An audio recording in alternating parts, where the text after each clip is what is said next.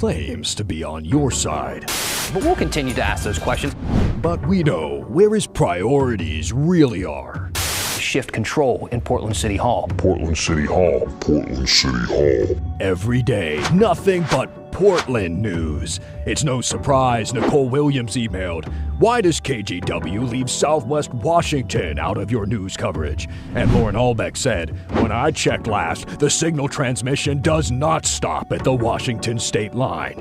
And what does he have to say for himself? You know, there's this kind of a bumbling loss for words. When will Dan finally speak up for the people of Southwest Washington? He's probably gonna do it tonight. I'm Dan Haggerty. Here's the story. That's utter nonsense, first of all. My opponent doesn't know what he's talking about, all right? And you'll see that tonight. Hi, I'm Dan Haggerty. Welcome to a special Southwest Washington edition of The Story. But Oregonians, I hope you stick around. I think that we're going to answer a lot of the questions that you probably have as well. The Story is a big tent, all right? Everybody's invited. So look at your screen, send us some feedback. Yeah, send me a question, use that hashtag HeyDan, or you can email thestory@kgw.com. So why would an episode about Southwest Washington apply to our entire area? Well, probably because a lot of you are tired of seeing these over the past few months. Carolyn Long acts concerned. Herrera Butler's with Trump. Long's lined her pockets with $200 grand in investments. Nearly $80 billion in giveaways to the drug companies. But what's she done? Threatening tax hikes on the middle class. Oh, I know. It's exhausting. It's a lot. It's been getting pretty spicy on our airwaves. So tonight we're going to be talking about these dogfights that we've been seeing, and that one race in particular. And I think it's going to make one of our viewers, Carolyn B., pretty happy, because she emailed us and said, "I would like to see you do a story on the race between Carolyn Long and Jamie Herrera Butler. The ads on TV in this market, including KGW, have become increasingly ugly and distorted as of late. I can barely watch the programming anymore. I want to go screaming from the room sometimes with so much of it." Gotta love election season, don't you? So, Carolyn, not only are we going to do a story on it tonight, we're going to do a big story on it. And while I'm sure there are a good amount of Southwest Washington viewers who are thrilled to see this story being told, my inbox tells me there's a fair amount of people, well, who aren't. Thanks to attack ad fatigue. Doug Sheehan emailed us and asked, why do people in Oregon have to listen to so many political attack ads from candidates in Vancouver when we can neither vote for them or against them? Now, I know this is an episode about Southwest Washington, but I kind of want to get this out of the way first because we hear it a lot. Basically, Southwest Washington falls into our television viewing area. So if somebody wants to get a message out to people who live in, let's say, Vancouver, they've got to send it through our airwaves, even if that means it's going out to Oregonians who are seeing the ads that aren't really relevant to them. Unfortunately, there's no getting around it. But Sue H. has a big question tonight. Why, oh why, are there so many Carolyn Long and Jamie Herrera Butler ads? Well, the reason is it's a close race. It's also one of the last Republican-controlled districts on the West Coast. Take a look at this map. I mean, this kind of paints the whole picture. These are the congressional districts up and down Oregon, Washington, California. And since 2018, Herrera Butler's district is literally the only one touching the Pacific Ocean that's not led by a Democrat. See that little bit of red cutting through Southwest Washington there? Now, Democrats really want to turn that blue and create literally this blue wall down the West Coast. And they're spending a fortune on ads to do it. And Republicans are putting up their own fortune to defend it. Tim Gordon takes it from here. I'm Jamie Herrera Butler, and I approve this message. I'm Carolyn Long, and I approve this message. It's almost like the competition never stopped. Democrat Carolyn Long lost to Republican Jamie Herrera Butler in 2018, but only by 5%, the closest anyone's ever come to beating the incumbent since she won the seat in 2010.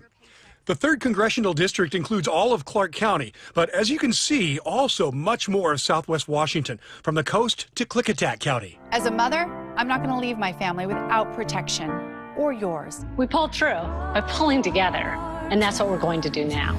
Those constituents are hearing a lot from the candidates right now. Jamie Herrera Butler promoting herself as the independent-minded, productive conservative. They're voting for someone who's going to put them and their families and their businesses and their communities first.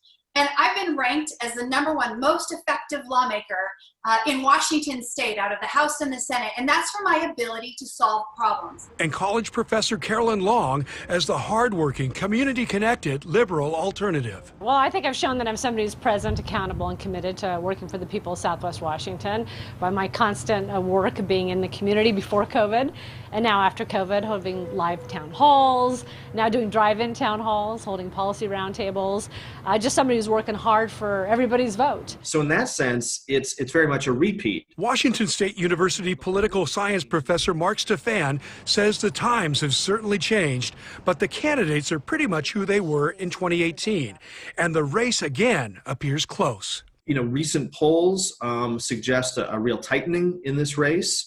I think it's a very intense time right now for everyone, and really the question is sort of how much can the two sides get their own base there, and where do those independents break at the last minute? Internal polling by the Long campaign and Democrats have Long just 2 points behind and within the margin of error for a victory. The longtime political science professor says, I need everybody to get out there and vote. You know, I've been teaching students for years about the importance of civic engagement and democracy.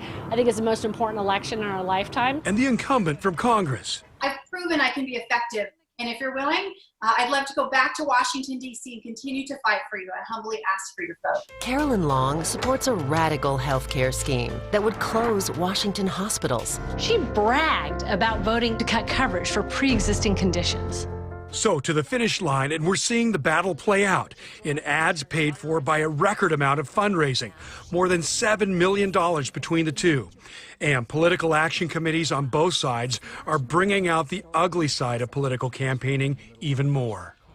Now, all of this will be behind us with Election Day, and ultimately we'll know the winner and which direction Southwest Washington will take. Tim Gordon, KGW News. So I think maybe the obvious next question comes from a viewer named Ray Statch, who emailed us and said, you know, are these ads fact-checked before airing? So look, I'm not a lawyer, okay, but to answer your question, I took it to a lawyer, our lawyer, KGW's, and I have a feeling you're just going to love the answer. And oftentimes we get emails from people who feel as though the truth is being stretched in a big way. What are the rules for these ads before they go on air? Well, unfortunately, your hands are tied. The federal law requires that you accept all federal candidate ads, and you can't change them either.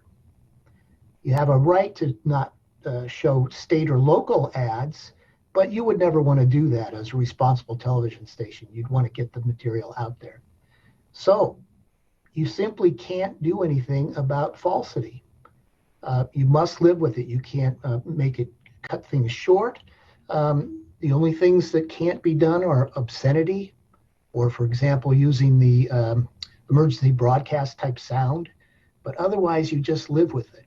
Now, I want people to understand what you're saying there, because it kind of sounds like you're saying that these ads are allowed to lie to people and that there's nothing a station like KGW can do to stop that.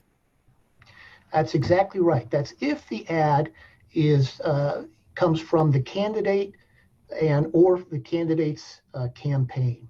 If it's a third party, then the station has the right to reject the ad, or if it determines later that it's false, can pull the ad also. But if it's from a federal candidate, you must take it and run it as it is. State and local, if you take one of them, then you must run them all again without any censorship or any change. There you have it. I mean, there is a slight caveat here to tell you about. Now, it is one thing if a campaign or candidate lies in an ad. You know, if that's the case, we, KGW, are not legally responsible for that, as he was explaining. But if we host an ad from a third party like a PAC and it's filled with lies, we could be liable if someone decided to take legal action. The more you know. Now, Margaret Minter from Longview wanted to know this about the cost of TV political advertisements. She asked, I want to know how much an ad for a particular candidate costs, and I'd like to know who pays for it. So that is a great question. I'm sure one a lot of people are curious about. Short answer is it depends, really. I mean, the same way that no two seats on an airplane really costs the same amount, neither do ads, depending on a lot of different things like the time of day, the length of that ad, that kind of stuff. So it's hard to say what what it costs a particular candidate. I can't tell you that the price doesn't change depending on who the candidate is or what that candidate stands for. As for who pays it, well, the candidate's campaign pays for their own ad, or if a PAC creates an ad, then that PAC pays for it. But it is one thing to learn about a candidate through one of those attack ads. It's an entirely different thing to actually listen to them and hear what they have to say. And you're going to have a chance to do that tonight on Straight Talk with Laurel Porter. Both candidates are on the show tonight at 7. And one of the first questions Laurel asked both of them is to respond to some of the claims made about them in some of these attack ads that we have been talking about. Here's a quick preview. A lot of people at home have probably seen the ads, your opponent saying that you're bought and sold by Big Pharma, that you're in the pocket of drug manufacturers and the health insurance industry. How do you respond to those ads? Well, I think it's her smokescreen, honestly. Big Pharma ran attack ads against me because I crossed party lines to vote against one of their sacred cows, because it would slash drug prices. I'm not afraid to stand up to anybody. I'm certainly not in anybody's pocket. The National Republican Congressional Committee is running TV ads saying you profited directly from drug companies and their exorbitant prices through pensions, retirement, and stock. Have you? No, I have not. And again, this is a way to distract people from my opponent's terrible record on taking over $2 million of corporate PAC money, including money from the health insurance industry and Big Pharma. And so what my opponent's chosen to do is to try to attack me personally. You know, I've had a job at WCU Vancouver for years. I have my own pension. I've not profited from the industry. I would ask anybody to check the record, check the FEC reports, and see where I get my campaign donations, which is from individual contributions, and where my opponent gets hers, which is from the drug industry, the banking industry, and Big Pharma. All right, so let them set the record straight tonight. Herrera Beutler beat Long in 2018, as you know, but it was close. It was only by 5%. Now, a new poll released just today only has her up 2%. Again, both Washington Congresswoman Jamie Herrera Beutler and her Democratic challenger Carolyn Long on Straight Talk with Laurel Porter tonight at 7 o'clock right here on KGW. One of the last chances for them to take their messages directly to you before you decide which one to send to Congress. When the story continues, the rumor mill is working overtime once again to sway the election, and this time it's banking on a lot of people knowing your birthday. No big deal. September 12th, 1972. I'm getting older. And if you see any monsters in the Overlook neighborhood, let us know, huh?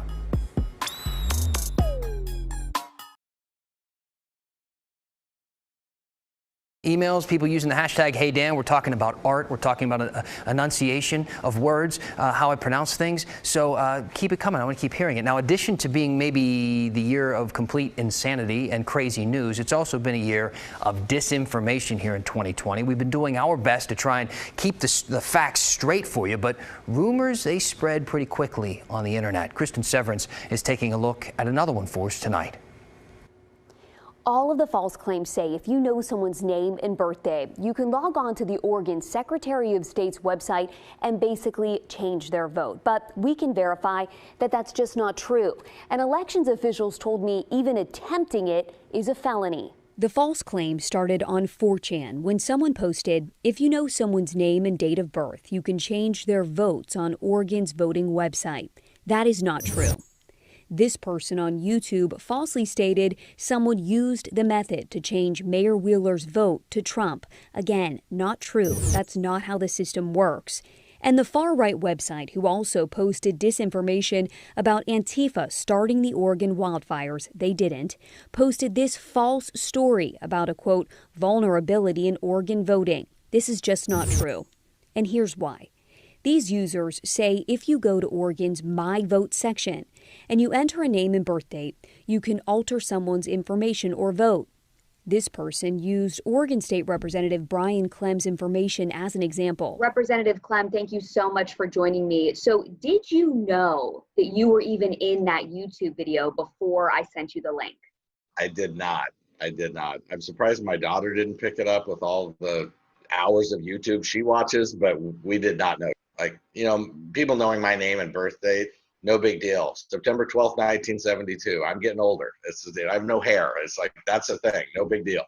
But I do think that having people promoting the idea that our Oregon election system, which since the special election of 1995 has worked extremely well, somehow is insecure, is just false and bogus. According to the Oregon Secretary of State's office, you can use the online My Vote system to fill out your ballot, but you cannot submit your ballot electronically.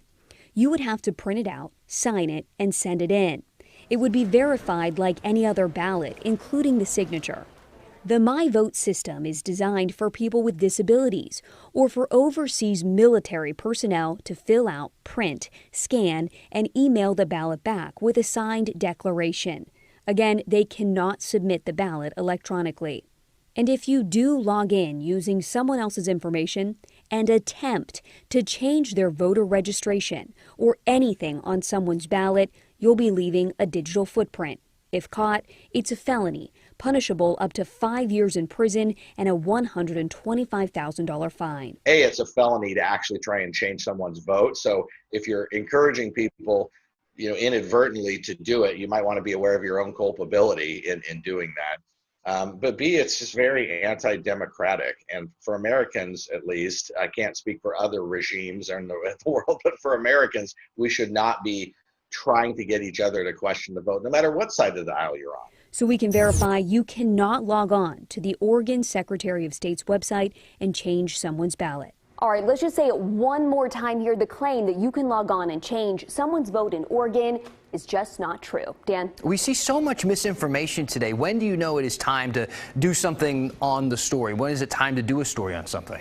There's not one answer for that. Every story is different. But I will say we've done a ton of training on misinformation and disinformation. And the experts say once you see something on Facebook, once it pops up in your Facebook feed, it's been everywhere. It's been shared on, 4chan, Reddit, on YouTube. So once you see it, it's already been seen by, tens of thousands of people. If not more. Kristen, thank you. You bet. Why don't we check in on some of the votes that have been cast the right way? And in the spirit of our Southwest Washington special, we're going to start in Clark County, where people have cast 95,334 ballots so far. That is 29.7% of registered voters. Cowlitz County, 16,560 votes cast so far. That's 23.1%. Skamania County, 2,706 in Skamania County. That's about 30.5%. And Wahkiakum County, 776. I know that doesn't seem like a really big number, but that is 22.5% of registered voters there. Now, when we take a look at the entire state, it is a huge number. It's over 1.5 million votes returned so far. That's 33%, give or take. The big question is, how does that compare to this time last presidential election? And the short answer is it better? Yes. The long answer? Oh, yes. A lot better, a lot bigger. Right now, we are 11 days away from the election? 11 days out in 2016, Washington voters had turned in only 738,448 ballots, or 17.3% of all registered voters. So right now, they're more than double that. I mean, we've already seen more than 850,000 more votes. Hopefully, we'll see a lot more. Of course we will, by November 3rd. By the way, Tuesday is the last day that you can safely return your ballot through the mail in Oregon and Washington. Tuesday, write that down, put it in your phone, set an alert or something, because after Tuesday, you're going to have to drop that ballot off in an official drop box. So make a plan and please vote. All right, we've reached the end of today's election coverage. We did it. Nice work, everybody. Well done. Hey, keep using that hashtag #HeyDan. Email the story at kgw.com. Leave us some feedback or a question. We're going to read a couple of them after the break. Let's hear from some of our Southwest Washington viewers tonight. How about it? I hope you saw something you liked. Plus, a viewer wants to know, have you seen these monsters in town?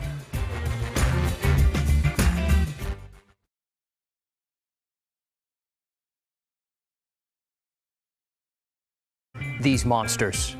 Tonight, Jess Ballard is keeping Portland weird and keeping the spooky season alive in the Overlook neighborhood. Those are terrifying, honestly. Jess tweeted us these posters using the hashtag #HeyDan. If you're seeing something, I don't know, a little spooky out there, a little weird, or anywhere else, doesn't have to be in this neck of the woods, maybe Southwest Washington, send them our way. You can tweet just like Jess did, or email the story at kgw.com, or find me on Facebook or Instagram. Let's get into some comments tonight. Had a couple people writing me basically something that's along these lines. Hey, Dan, a political action committee is a PAC, not a pact. That's what I said, man. It's in the prompt. It's spelled like that in the prompter. I know how to say it, just like Pac-Man. Come on. Then we had somebody writing in. What am I losing here? How about some coverage on the community south of Portland, Lake Oswego, Tiger, Tualatin? They want some love too. Yeah, that's a great idea. I don't know if you're going to get an entire show. People in Southwest Washington are saying, no, don't forget about us just yet. All right. And then lastly, a lot of people were talking about the KGW lawyer that I interviewed. Do we have the video? They were talking about the painting behind him there, saying that is an original Jackson Pollock. Now, look, my dad he's an art teacher. I know a little bit about art. That definitely looks like it could be a Jackson Pollock. I mean, he's a good lawyer. Is he that good of a lawyer? I don't know. I asked him. He said that's in kind of the offices that he shares with some other attorneys. He didn't know if it was a Jackson Pollock. But I'll see if I can get to the bottom of it. That's it for tonight. I'm Dan Haggerty. See you next week.